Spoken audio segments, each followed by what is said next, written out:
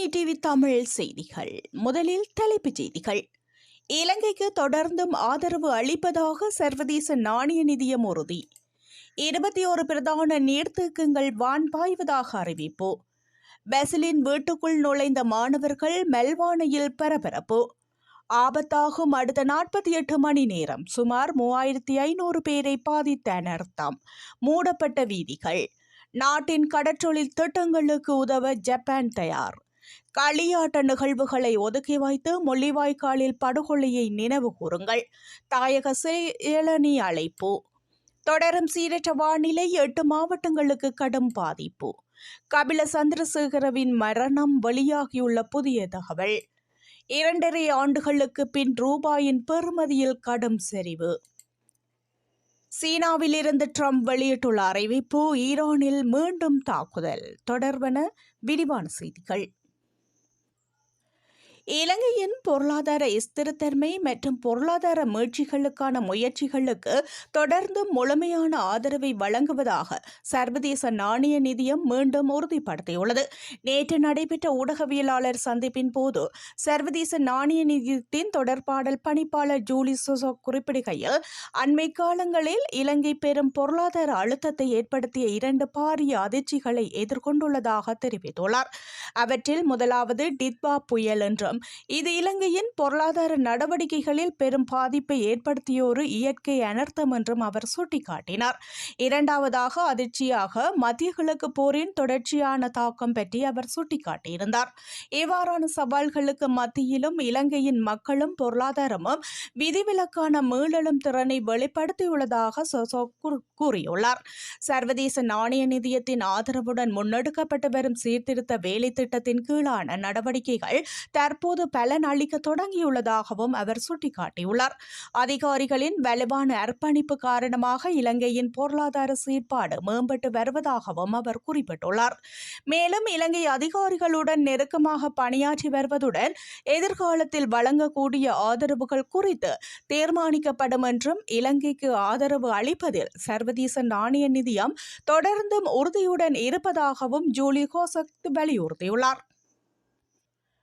நீர்ப்பாசன திணைக்களத்தின் கட்டுப்பாட்டில் உள்ள 21 பிரதான நீர்த்தேக்கங்களும் 19க்கும் மேற்பட்ட நடுத்தர அளவிலான நீர்த்தேக்கங்களும் தற்போது வான் பாய்கின்றன. நீர்ப்பாசன பணிப்பாளர் நீர் முகாமைத்துவ பொறியியலாளர் HMBDS கேரத் தெரிவித்துள்ளார். இன்று 6 மணி நிலவரப்படி இந்த நிலைமை பதிவாகியுள்ளதாக அவர் மேலும் தெரிவித்துள்ளார்.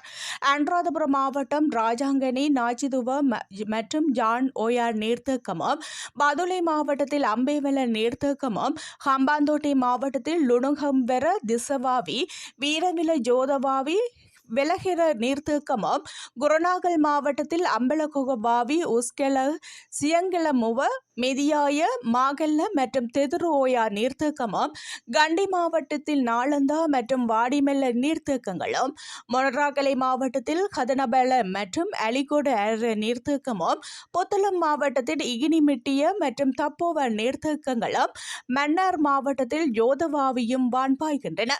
அதே நேரம் இன்று காலை 6 மணியளவில் ராஜாங்கனை நீர்த்தேக்கத்தின் 2 வான்கதவுகள் தலா 3 அடி வீதம் திறக்கப்பட்டு வினாடிக்கு 1600 கன அடிக்கும் அதிகமான நீர் கலா ஓயாவிற்கு திறந்து விடப்படுகின்றது.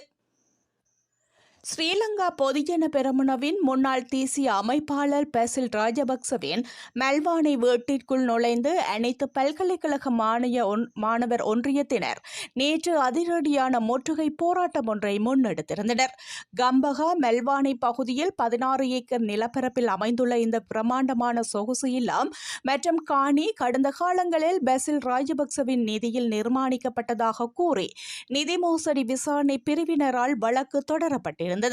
எனினும் நீதிமன்ற விசாரணைகளின் போது குறித்த காணி மற்றும் கட்டிடத்திற்கு தாம் உரிமையாளர் அல்லவென பெசில் ராஜபக்ச உள்ளிட்ட தரப்பினர் தெரிவித்திருந்த நிலையில் இந்த சொத்து நீண்டகாலமாக உரிமையாளர் அற்றது என வர்ணிக்கப்பட்டு வந்தது. இந்த சட்ட ரீதியான இடைவெளியை பயன்படுத்தி குறித்த பெறுமதியான சொத்தை அரசாங்கம் முறையாக பொறுப்பேற்று மக்கள் நல திட்டங்களுக்கு பயன்படுத்த வேண்டும் என்பதே மாணவர்களின் பிரதான கோரிக்கையாக இருந்துள்ளது. நேற்று காலை குறித்த பகுதிக்கு பேரணியாக சென்ற மாணவர்கள் போலீசாரின் வீதி தடைகளையும் மீறி காணிக்குள் நுழைந்து அதனை ஆக்கிரமிக்கும் நேரடி போராட்டத்தை ஆரம்பித்திருந்தனர். நாட்டின் பல்கலைக்கழகங்கள் தங்குமிட வசதி, இடப்பற்றாக்குறை மற்றும் ஆய்வுக்கூட வசதிகளின்றி பாரிய நெருக்கடிகளை சந்தித்து வரும் நிலையில் ஊழல் மூலம் ஈட்டப்பட்டதாக கூறப்படும் இவ்வாறான பிரமாண்டமான சொத்துக்கள் வீணாக கைவிடப்பட்டிருப்பதை ஏற்க முடியாது என மாணவர் பிரதிநிதிகள் இதன்போது சுட்டிக்காட்டினர். மாணவர்கள் வீட்டிற்குள் நிலை கொண்டதை தொடர்ந்து அந்த பகுதியில் பெரும் எண்ணிக்கையிலான போலீசார் பாதுகாப்பு பணியில் ஈடுபட்டிருந்ததோடு மாணவர்களுக்கும் பாதுகாப்பு தரப்பினருக்கும் இடையே அவ்வப்போது தள்ளுமுள்ளு மற்றும் முருகல் நிலை ஏற்பட்டதால் அப்பகுதியில் பெரும் பரபரப்பு ஏற்பட்டிருந்தமையும் குறிப்பிடத்தக்கது. நாட்டில் நிலவும் சீரற்ற வானிலை காரணமாக 7 மாவட்டங்களைச் சேர்ந்த மக்கள் கடுமையாக பாதிக்கப்பட்டுள்ளதாக அனர்த்த முகாமைத்துவ நிலையம் தெரிவித்துள்ளது. தற்போதைய நிலவரப்படி 1113 குடும்பங்களைச் சேர்ந்த 3475 நபர்கள் பாதிக்கப்பட்டுள்ளதாக அந்த திணைக்களம் வெளியிட்டுள்ள அறிக்கையில் குறிப்பிடப்பட்டுள்ளது. மட்டக்களப்பு மாவட்டத்தின் கோரளைப்பற்று தெற்கு பிரதேச செயலக பிரிவில் சீரற்ற வானிலை காரணமாக ஒரு மரணம் பதிவாகியுள்ளது. அதே நேரம் யாழ்ப்பாணத்தில் நேற்றைய தினம் இளைஞர் ஒருவர் மின்னல் தாக்கி உயிரிழந்துள்ளார்.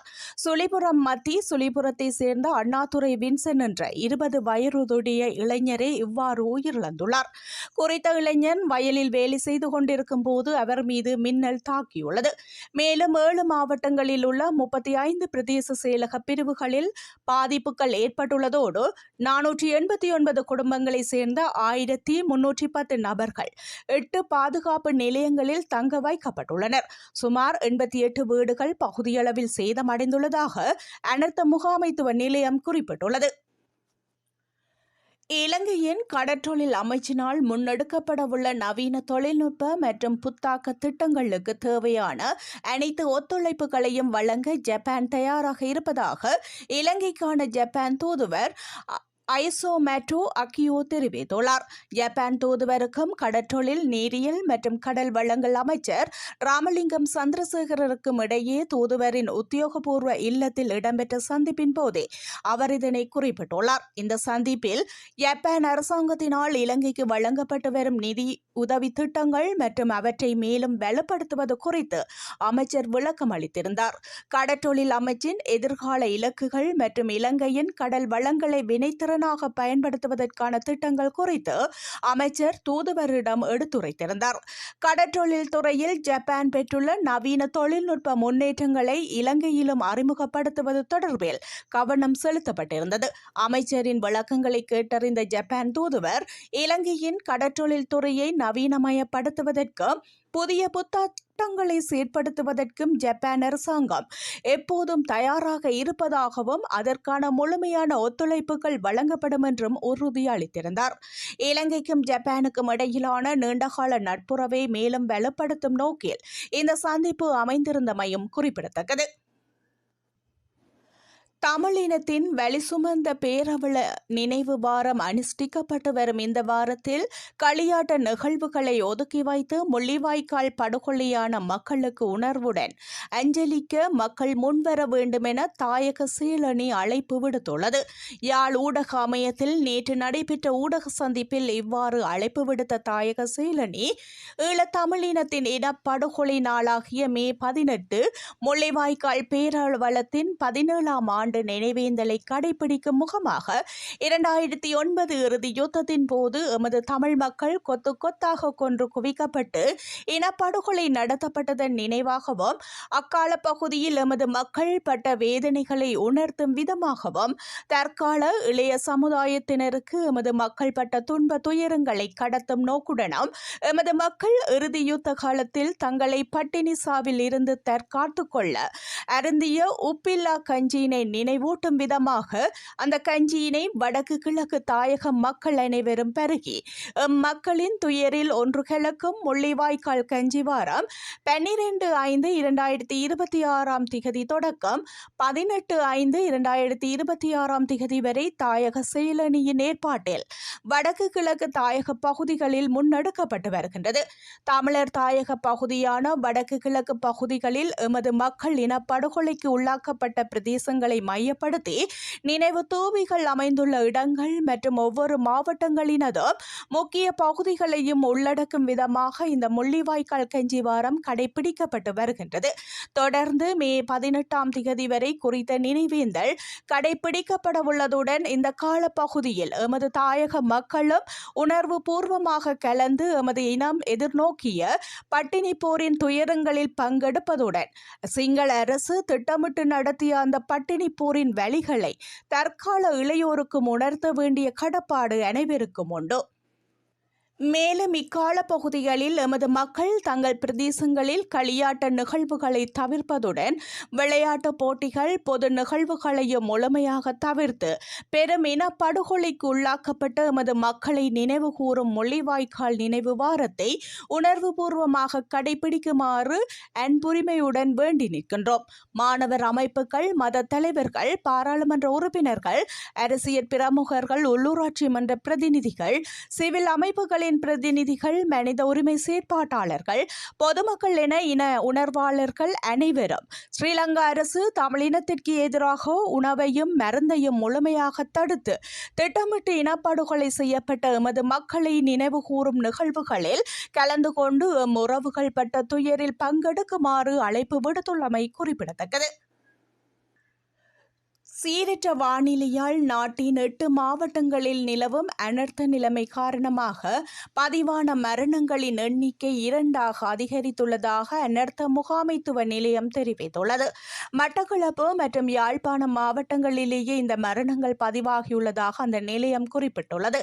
அனர்த்த முகாமைத்துவ நிலையத்தினால் இன்று காலை 6 மணிக்கு வெளியிடப்பட்ட புதுப்பிக்கப்பட்ட அறிக்கையிலேயே இந்த விடயம் தெரிவிக்கப்பட்டுள்ளது.